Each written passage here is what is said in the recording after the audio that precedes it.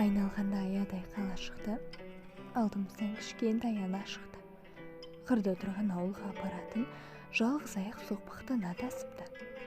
Бір қолында батпандай қуыршағы, бір қолында ойыншық құлыншағы.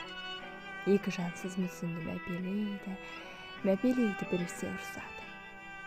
Қарадықта селдетпей жанарымыз, алшығанға санадық ананы біз. Боран ұлып бетінен боздақ ұшқан, сулап жатыр далада жаралы көз.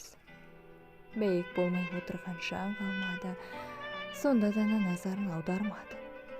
Сәби деген өзімен өзі болып, қуыршақ пен құлыншақ алданғаны. Сөзге тартпақ болып естімеді. Адам қалай оп-оңай ескіреді.